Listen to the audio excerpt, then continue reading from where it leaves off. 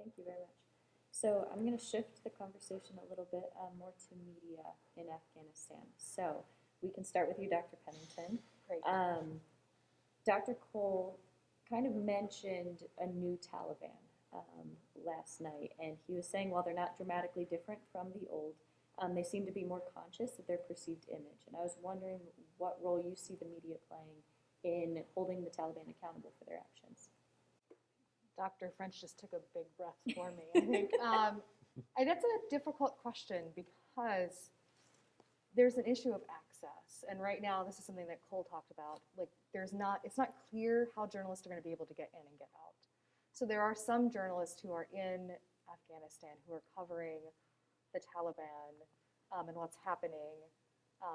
But that issue of access is one to be really concerned about. There's also the issue of what Western journalists can do and what actual Afghan journalists can do. And hopefully, what I hope emerges is that some kind of connection and partnership where Western journalists are listening to what their Afghan counterparts have to tell them about what's happening. I don't know what the answer is as far as how you cover and respond to the new Taliban beyond simply reporting what you see as you always have. I think if they're willing to talk with you, you always talk to them. The last thing you want is to shut down a conversation. I think you just have to be very critical about, understanding what they are coming to the conversation with, what their purpose is, and to ask questions that keep you safe, but also try to get at some form of the truth. With, again, the idea being that it's a very difficult situation to be navigating. And the people who are in Kabul and who are hyper-visible may not treat journalists in the same way that the members of the Taliban who are out in other parts of the country are. I mean, we saw that as the evacuation was happening.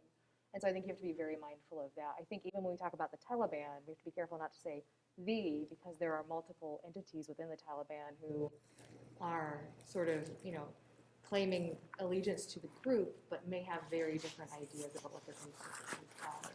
And so I think as a journalist, again, if you can get in, you have to be safe. You have to keep the people who you're working with safe, but you also have to approach everything in a critical way. Approach what people who are from the outside are telling you is happening, but also be critical of what those Taliban leaders are saying. I don't know if you have anything else to add. Well, I would build on that. I think I've been trying to think of this myself, in part because it's important to remember, right, the Taliban is not one single monolithic thing. So I just made the mistake of saying the Taliban. But in some sense we have to use definite articles or indefinite articles. So the Taliban is not a particular certain thing. It's transnational, it's fluid, it moves across borders. But I'm trying to think through this in a much broader picture, thinking back to the initial invasion of the Soviets in 1979 and the ways in which, even in that period of time, telecommunications media were used by movements in Afghanistan and surrounding Afghanistan to mobilize support for the fight against the Soviet Union. A lot of that was cassette-based. Some of that was newsletter-based. People were running the mimeograph machines behind the scenes and getting things mailed out. The Taliban emerged as a movement in Afghanistan in 96 to 2001 as victors in this civil war that begins with the Soviet withdrawal and the fall of the Soviet-backed government around 1992. And in that period of time, you see sort of these initial steps to bring an international presence, right? A sort of performance of international legitimacy by certain media officials in the group. With the fall of the Taliban government and the rise of this new government post-2001, post the U.S. invasion, I think you see them retool, and they follow a lot of the patterns and lessons learned, I think, by Al-Qaeda and others in that social media sphere. How do we create underground videos? How do we create underground communications? How do we leverage social media? That doesn't mean that that the Taliban and Al-Qaeda are the same. We have to be careful on that point. But we see similar techniques of, we could call it insurgent or guerrilla media, right? Now that they are trying to once again perform a certain mode of legitimacy and authority and claim for themselves an authenticity as the only government of Afghanistan, I think with that you're going to see this very delicate balance. And so at that point it's a question of scale and scope and narrative. The scale being, at what scale are they going to provide and permit coverage, and how well can they control that scale? They can't shut down social media. If they do, they shut off one of their own mechanisms for keeping control of the narrative within the country. At the same time, that presents a challenge to them because there are going to be stories that come out over WhatsApp that go viral on Twitter and Instagram and Snapchat and Telegram and all of these other media. So they're reliant on social media in part for their narrative. It's also a challenge to their governance. So how well can they maintain control of the scales of that coverage? That presents a possibility for both Afghan journalists and international journalists to get information in and out of the country. It would be a rather porous internet firewall in that regard. In terms of scope, once again, it's a question of how wide or how narrow are the stories going to be that can be covered. There are well-developed networks of formal and informal communication that media personnel have in the country. Even for those, and for those who were not able to get out, they're going to have an interest in telling their story while they're still in. And the question then becomes, what kind of power can they leverage to critique the Taliban, to hold them accountable for any promises they make? And then finally, the question of narrative, right? The Taliban find themselves facing famine-like conditions. Their international aid is frozen. They need to generate some mode of legitimacy. Will they be successful? It's going to be a real challenge for them to hold their own movement together, to meet the deals they struck as the Western powers were withdrawing, much less present this international face. It's going to be a real challenge, and I think the press that's not aligned with them is going to really be creating the pressure against them to live up to those ideas. And the one thing that I would like to mention that I kind of lost my train of thought of is journalists have to be careful not to sort of become engines for the repetition of Taliban messages.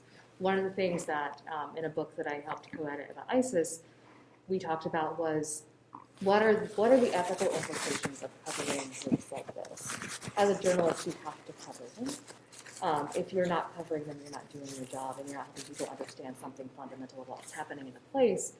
But you have to be very careful about the kinds of information and messaging you as a journalist share and circulate, right? So you don't want to sort of inadvertently become a mouthpiece for this organization, but you do want to make sure that you are, making it clear to your audience what they are claiming to do, and then when they don't live up to that, covering that in a way that, again, doesn't, that issue of like legitimization, like how do you cover them when they're craving that kind of legitimacy is really difficult to navigate.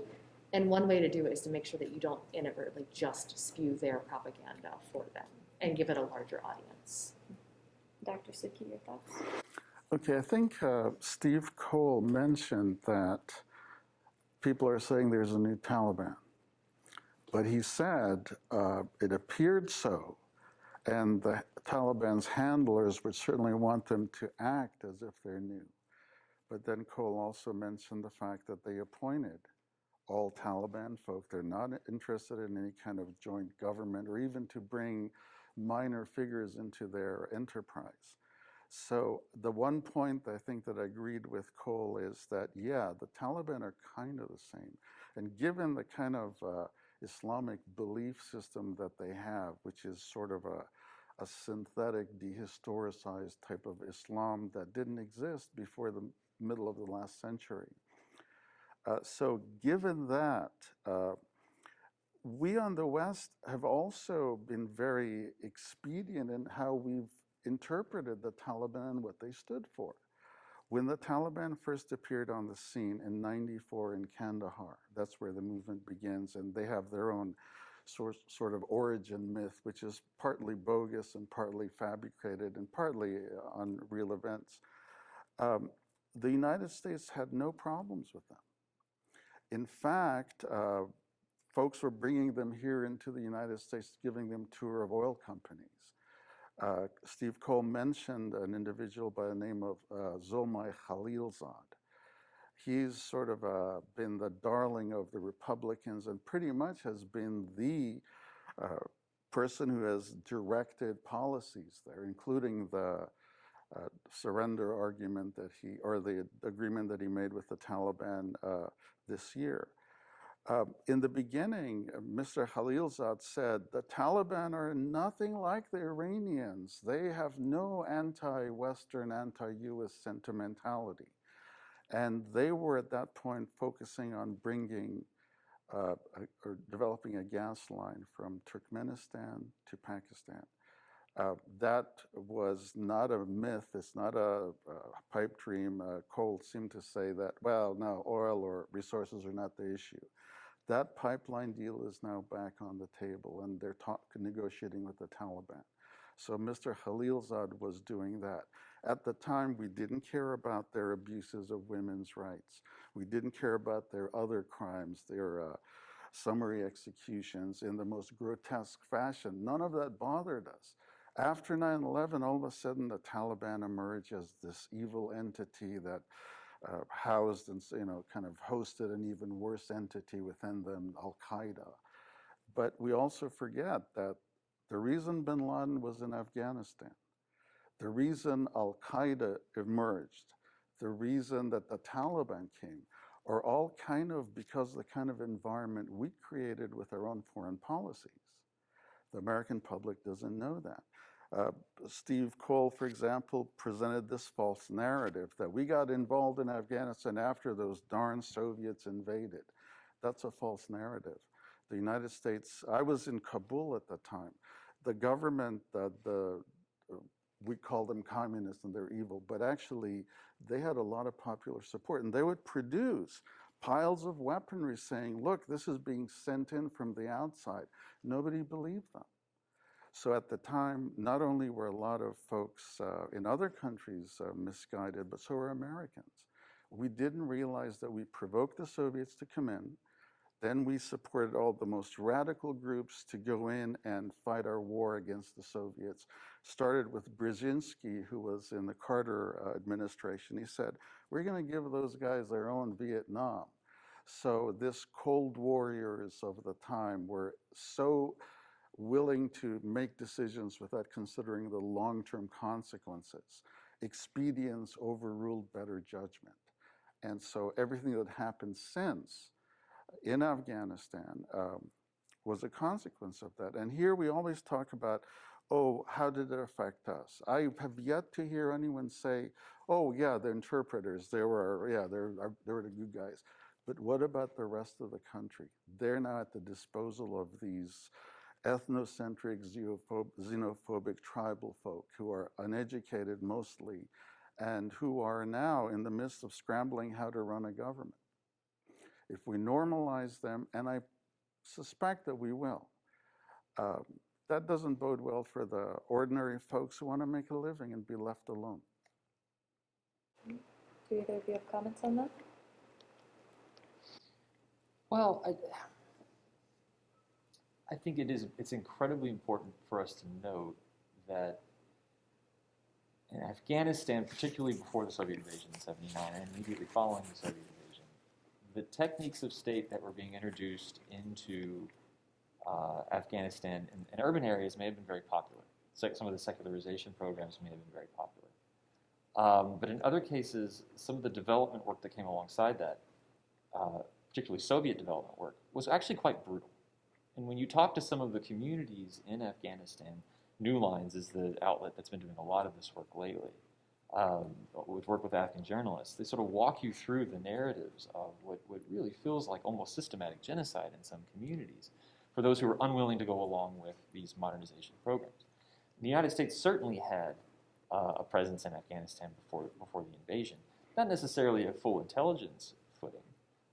There were USAID programs, there were Fulbrighters, there were Peace Corps members, all sorts of individuals coming in. And certainly we know in the history of U.S. diplomacy, those were organizations that were also used for the sake of intelligence gathering. And I think when Dr. Sidky points to the idea that Afghanistan could be used by the U.S. to inflict another Vietnam, or to inflict a Vietnam on the Soviet Union, that was very much a motivating factor, especially in the 80s, especially with the running of weapons. But I think the story that we don't hear nearly often enough is the story of those families, individuals, cities, communities that have no desire to live under Taliban rule, but also had no desire to rule under any sort of Western-backed government rule, be that Soviet or American. Wesley Morgan wrote a book called The Hardest Place that just came out that just looks at the history of the Petch Valley, just one particular small community. And in that, he has U.S. commander after U.S. commander come to this realization of, this is just like my home back in Georgia. They don't want anyone here. They just want to farm, conduct lumber industries, and that's it. We're fighting 5 different conflicts because these four people in this community are being pulled 5 different ways, and we're one of the 5. That, I think, are stories that often get lost because so often we get sort of locked into the great power narratives of the last 50, 60, 70 years.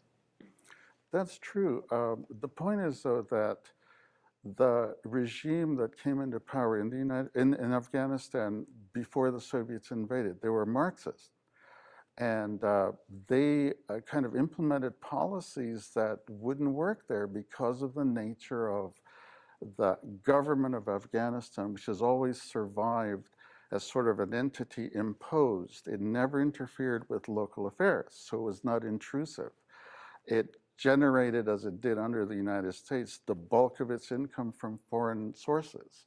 And so when these young communist types went and started to impose changes in rural communities, that's what generated a great deal of anger and resentment.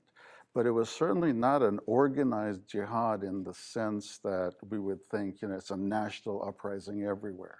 The country had been disarmed by the former king and his cousin, who became briefly the president of Afghanistan.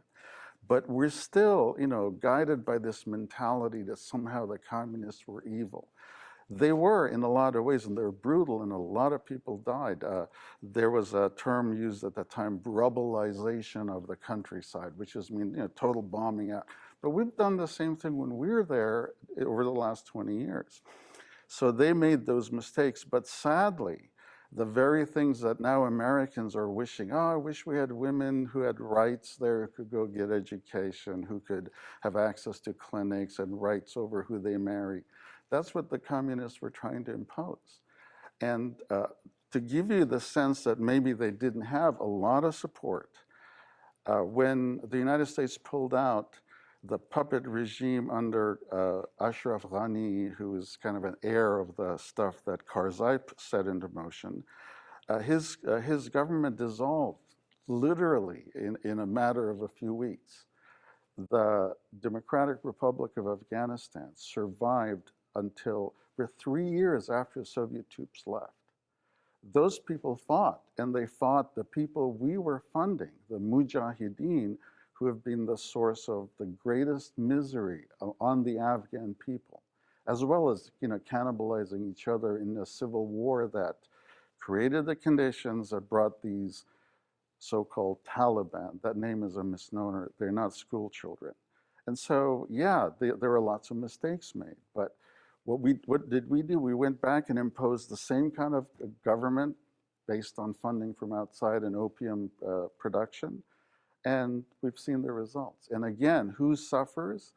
Mostly the population of Kabul, because they're deemed westernized and hence kind of suspect to these xenophobic Pashtun tribesmen who call themselves Taliban.